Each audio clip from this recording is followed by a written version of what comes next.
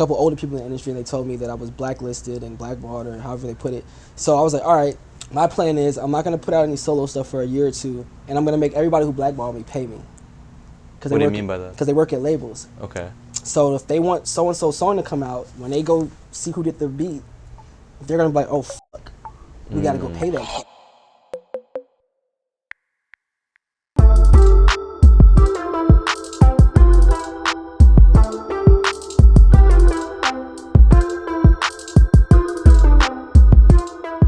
Alright, yo, what's going on, guys? You're watching Kids Take Over from Canada all the way to LA. Yes, sir. Yeah. And we're with Ye Ali right now. How's it going, bro? My God, what's up, bro? Yeah. What's up, y'all? It's pretty cool because like we talk over the DMs here and there. Right. But we never actually like met in person. You know what I'm saying? How'd you even find out about us? Just curious. I don't even know, because I'm just tapped into so much Toronto shit and Canada shit. Yeah. Just like through artists I work with, just the homies. That was like the first place my music kind of took off. In Toronto? It was in Toronto. Okay. Yeah, so I had a song called Tings, and they thought I was from Toronto because I said that, but I really was talking about something else, and so it kind of just, it just opened up the floodgates for like Toronto people to like treat me good, and like that was my first show I ever did, was in Toronto, so I'm just tapped into the culture because I'm just always interested, and I just love the people over there. Like I met some really good people. Yeah, we're actually not from Toronto, by the way. What part? We're from Vancouver. Okay, Vancouver. Yeah. I did a show out there. Yeah. And we did Toronto the night before. Vancouver was 10 times crazier. Really? And I was thinking it's gonna be like a little turned down. Like Vancouver was like damn near pushing over the speakers. Damn, that's really cool. That was like one of the craziest shows I ever had, was in Vancouver. That's so cool, man. Yeah. Well, I've been into your music, but I never really knew much about you. I'm gonna be honest. Like. Yeah, it's like that. Yeah. It's Yeah. like that. Where are you from? Like, are you from here? Because we've clarified that you're not from Toronto now. So. Yeah, I'm not from Toronto. I'm not from LA. I'm from Indiana. Indiana. Yeah, I'm from a small town called Hammond, Indiana, which I was born in Chicago originally. It's about 15, 20 minutes away from there. So yeah, it's a small town in Indiana.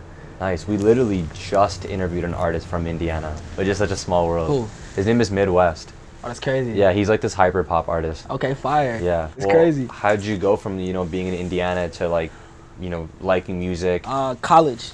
I went to college in Indiana still, but Indiana University, which is a huge Big Ten university, and it just opened my eyes and ears. And so I was just more like a party promoter type of guy for my fraternity, and I think that turned into, I always had an internet presence. So like before the music, I was still like popping on the internet, and so I think that helped a lot, was the fact that I already kind of had, we were booking like artists and shit at my school, so I kind of knew people through like just behind the scenes business kind of.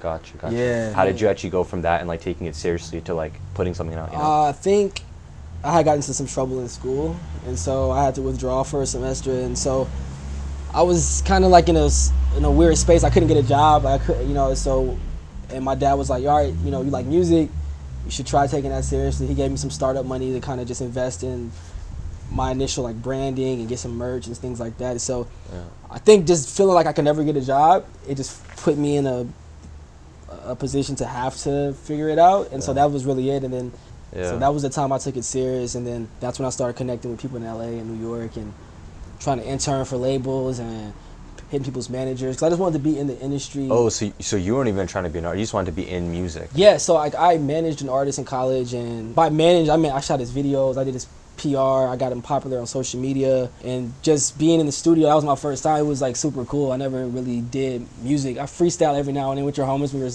drunk and something. You're just bored, beat comes on, but he was the first person that I was like getting beats for, and I didn't know that was like what A&Rs do. Like I just think I'm being the homie. Yeah. And then I think the writing part came where I would have ideas, and I'm like, yo, you should say this. And he was like, well, say it on the mic. I'm like, no. I'll tell you say it, to say it. He's like, no, I need to hear how you mean it. Yeah. And then, it was uncomfortable, but then he just recut it, and it was like, all right, I can do that. Yeah. If I got an idea, I'll just like record it real quick, and then if you like it, you'll do it. And that's what kind of put me in the music realm of like doing it for myself and not just like behind the scenes, Are you still friends with that guy? We didn't talk for like 5 years, and then we got back cool a couple years ago. Yeah. And we're like cordial. Okay. Yeah, we're cordial. I think that's like I've never really heard that, someone goes from manager to artist, you know what I'm saying? Well, it's crazy because I had this plan aesthetically for him. The homie worked at this app at the time called Visco. Oh, yeah. So I had to all I know the, what Visco is. Yeah. all the apps people have, I mean the lenses people have to pay for, I got all those for free. So I'm using the $29, $49 filter packs that kids don't want to pay for. Only professional photographers mostly would do it. Yeah. So I was having the craziest, like, people, oh my god. So yeah, so I kind of had it in with them, with the homie, and then I just was like, all right, I want to do it for this dude. It's not working out. I don't want to waste the plan. So I was like, all right, I'm gonna insert myself and see what happens. And yeah, it kind of That's pretty smart, yeah. It's kind of started working. That's pretty smart. Yeah. I mean, so, okay, well, you became an artist, but I do know that you write for people and you're also a producer, right? Production is more so what I've done as opposed to writing. Gotcha. Is that just because like you needed something to do on the side, or, you know, because I don't know where I read it. It was somewhere where like you like took a break from doing actual like your solo stuff. Like, yeah. What was that all about? I just was, you know, facing these walls that artists go through, to where if you don't play the game and you don't know the right people, and you're only going to get so far until it's like, all right, you got to switch something up or get their attention another way. I was told I was blackballed, right? And so for me, I never disrespected anybody, but I just told the wrong people no. And I didn't understand that I shouldn't have said no, and that they were who they were. Right. One, I didn't give a fuck. Yeah. And two, I didn't even consider that was how you gotta maneuver. It's like, you gotta, certain people you have to appease, certain people you gotta say yes to, do this favor, do that. Yeah. I'm from where if I want to do something, I'm saying no, and if you got a problem with it, then yeah, all right, do something about it. And then, you know, so that attitude I came with was, it rubbed people the wrong way, because I didn't know how to play the long game, I would say. Really? Yeah. Wow. So I ran into a couple older people in the industry, and they told me that I was blacklisted and blackballed, or however they put it. So I was like, all right, my plan is I'm not going to put out any solo stuff for a year or two, and I'm going to make everybody who blackballed me pay me. What do you mean by that? Because they work at labels. Okay. So if they want so-and-so song to come out, when they go see who did the beat, they're going to be like, oh, fuck, we got to go pay that kid now. Is that the same guy as the other guy? Oh, it's the same dude? Damn. We got to be nice to him again. We got to talk to him differently. So that was a way for me to, like, show people, like, you can't get fucking rid of me. Like, yeah. I'm always going to be a part of the culture and the music. And so I was like, all right, if you don't want to sign me as an artist, cool. You'll just have to pay me as a producer, and I'm going to tax you as much as I possibly can. Yeah. You know, because as an artist, sometimes there's only so much you can do. But I have good relationships with producers. I always have. So I'm like, I send something to Jetson. Jetson cooks it up. Now it's a Jack Harlow and Chris Brown song. Right. You know, so it goes with just treating people with respect, and, you know, just figuring out alternate ways. So I just kind of had to. I heard that. Man, I didn't know that it was that easy to just, like, blackball somebody off, you know, just like maybe a conversation going the wrong way. It's crazy, man. I never really fully processed it and really talked about it and got it out of my system. Yeah. I just kind of tucked it away and just, like, used it for just motivation, I think. Yeah. I could lose everything I've made tonight, and in 5 months I'll be back where I was at. Right. Damn, respect, bro. I mean, this is how. Yeah. You know, I've done it before. It's happened. It's my third life. Yeah. You know? You tweeted that. What do you mean by that? Like. Yeah, it's my. I used to shoot Eric Bellinger and Fetty Wap's Instagram content. Oh shit.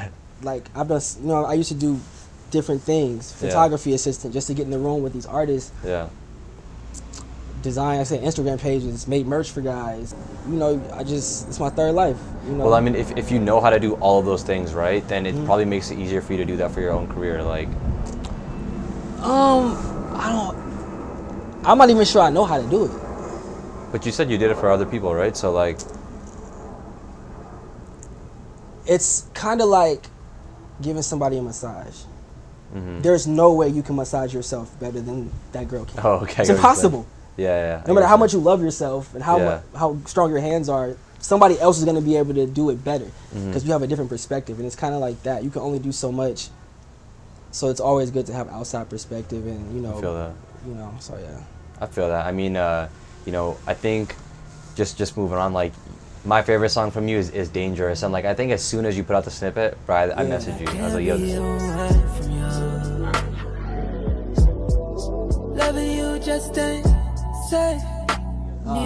that's actually dropping on all platforms, like, on the 30th. Really? I swear I played it on my Spotify like a while ago. You played it. We had it up there for a week. It's because it was synced to this show called Bigger on BET. Yeah, okay. So they released it for a week. So when people Shazammed it, it would still be recognized as an. Oh yeah. So it was the 1 week thing that we did with them, and then like fans were like, "Where the fuck is it?" I'm like, "Yo, it's not my fault." Like that was just what it is. It had their artwork for the show on it and everything. Yeah. So like, how do you know like a song is the one? Because So I teased that song before I dropped my song Right Time. Okay. I dropped Right Time last year. So Right Time. Know you got the message. Fuck the hypothetics. Car be over there. I called the Uber. It's the Lexus. Tell your friend she can. Statistically, it's like my biggest song. I mean, like 5 million, and we've had it out not even a year, and it was like no promo for it. I just like, all right, here's a song. I would say that one, but Dangerous is gonna eclipse that one. It's just sometimes I think when we did it, we knew we were like, yo, this shit is crazy. Like most of my songs where I'm fucking around kinda and just end up finishing a song is the ones that people end up gravitating towards. So it was one of those. Yeah, it was. Well, it's like, I don't know, I just think like nowadays, especially even for myself as a media outlet, like, bro, I think you have to pump out so much content. Like, for an artist, I think it's a little bit less because you don't have to release a song. Like, I put out a video every week. You have to put out a song. You don't have to do it every week, you know what I'm saying? But you do have to do things like be on social media and make like a story. It's just like little things to just. You got to. Yeah, so like, what do you think about that, man? Just constantly having to like put things out. It's crazy because I don't as much as I used to. Like, I post every 2 weeks on Instagram. Really? Yeah, my grid.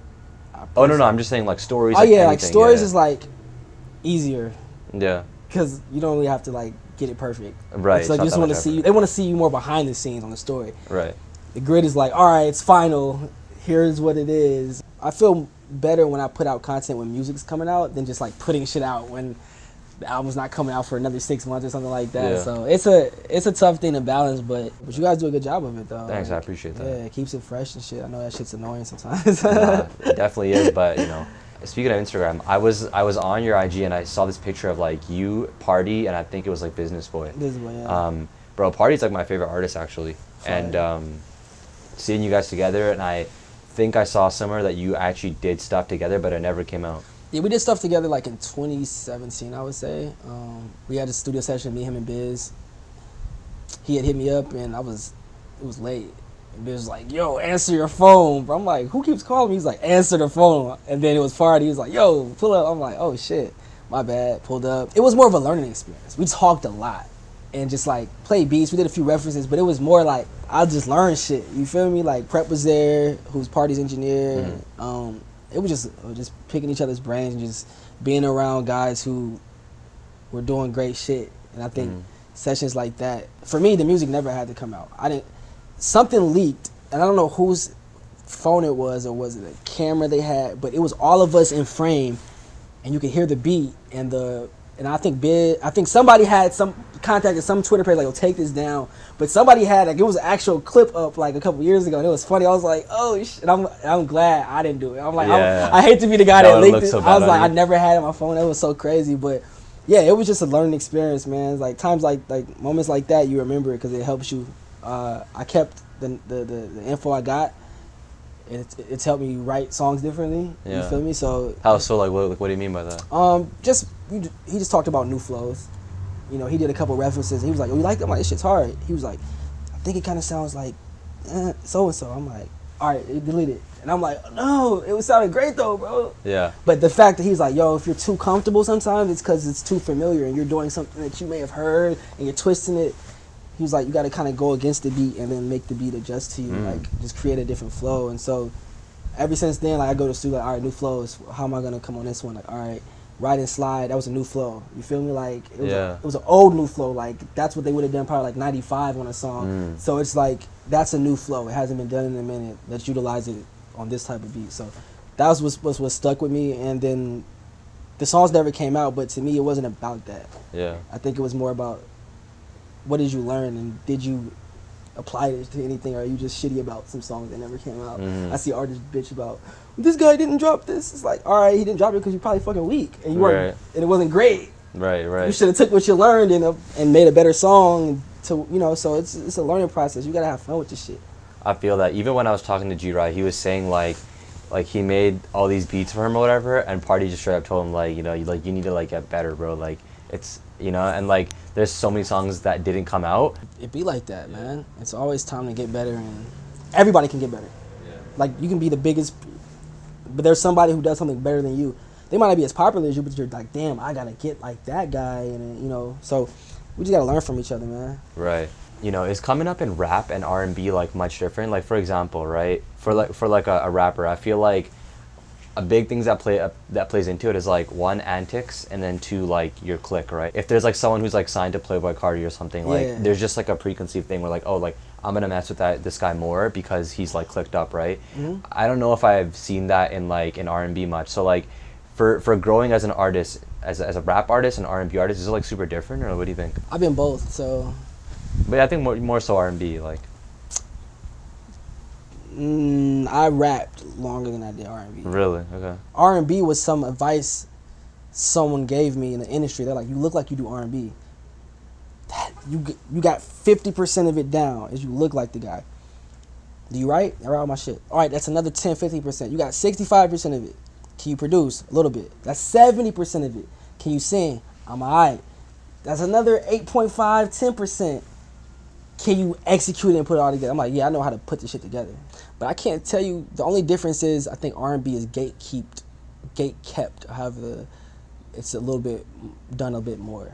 Because with R&B, you have these huge voices that people respect in R&B, and if you don't come close to that, then you're not good enough. You can rap like whatever the fuck you want to rap about. True. Oh, true. And they're not going to be like, well, this guy's not like Rakim, and this... They don't give a fuck. They're like, oh, it's a new guy, new generation. He's from this place. He doesn't have to sound like this guy. Initially, people were like, oh, he's a fake Jeremiah. He's a fake The Dream. He's a da-da-da-da. And I was like, well, I can hear the vocal range of those guys all have falsettos, and I get it. Mm-hmm. But when I first heard The Weeknd, I was like, oh, this dude is going to be the biggest guy. Mm-hmm. My homegirl sent me a Dat Piff link. I shit you not, 453 listens when she sent it to me on Dat Piff. And she's from Toronto. She was like, this is it. And I'm like, what is this shit? Yeah. Never heard anything. Still to this day, I never listened to an artist and was like, oh shit, this is the guy. For the next 20 years, we found him. Right. Like, you know, so, and I say that to say, he didn't probably look at himself as an R&B artist. Because if he did, he wouldn't have been as big as he was. Which is why people call him more pop now, but they called him R&B at first. But he was only R&B when you could put him in a box. When he started being a star boy and taking shit to the next level, you couldn't box him into just R&B. You had to let him be a star, pop star. So I feel like R&B, like, it's a little harder to get respect. I think for rap, it's so easy to create like a subgenre just like out of nowhere. And it's cool. And they don't judge you for it. Yeah, like, R&B, I don't think you can do that. I think you would get like. Well, see, if you make something that's not typical R&B, they call it alt R&B. Oh, okay. They say alt because they're trying to like, it's alternate. Like, no, it's fucking not. It's R&B. Yeah. And it's cool. It's just say it's some fire shit that this guy's not doing. Right. I mean, we talk about rap so much on our channel. I just wanted to ask you this, like, who do you think are like the top 5 R&B artists today? Today? Yeah. Ooh. Say me, Party. For sure. Like Ari Lennox. Ari Lennox, really? In top 5? Damn. Yeah, she hard. For right now, yeah, she hard. Okay. I always gotta say Drake. I always gotta say Drake. Right. Yeah, Drake's always gonna give you the cuts on that project that's R&B. Yeah. And then the 5th one, I would probably say like Mariah the Scientist or something. Oh, she's cool. She's upcoming. She's cool. Yeah. Yeah, I like her. I like her image too. Like, it's like so fucking like, it's like 80s. Yeah. Synth pop. Feel that. I mean, I would obviously throw in like maybe like Frank Ocean, Bryce Tiller. Yeah. Summer Walker. I think Summer Walker is crazy good. But yeah, man. I think just the last thing I want to ask you is like for like the next 2 years, right? Like, what are you trying to do? Put out this Dangerous EP. It's coming October. Okay, it's called Dangerous. Yeah, the whole project. Nice. And then traphousejodeci 3. Me and Business Boy are like 50% done. So, and then my music's gonna be on a lot of like television shows. So gotcha. Yeah, I've been noticing that you've been wanting to do that. Yeah, so like that's gonna be the transition. We're doing a lot of stuff with Twitch. I feel like it's always good to switch it up, man. Yeah. But yeah, bro, no, I appreciate it. Like I said, it was nice meeting you. Hell yeah. I know you said you have like a party to go to or something, right? Yeah, birthday party. I gotta pop up. Right. So Yeah. I'm hungry. I'm gonna get something to eat. But it was nice meeting you, bro. And thanks for letting us in your house. You know I what I'm saying? love, bro. I appreciate So you. yeah, this is Ye Ali. You guys watching Kids Take Over. Appreciate y'all. Yo guys, thanks for watching that interview. Something a little different for sure. I love rap, but I'm also super into R&B, so I really want to do this. But definitely be sure to leave a like on this video. It helps a lot, and comment. And yeah, if you're watching this right now, I'm literally about to be on my way to Atlanta because we're going there to interview some artists. There's gonna be a sick vlog that comes out of there. Trust me, just wait on it. It should drop like literally this day next week. So wait on that. And yeah, press subscribe, man. It should be somewhere on the screen.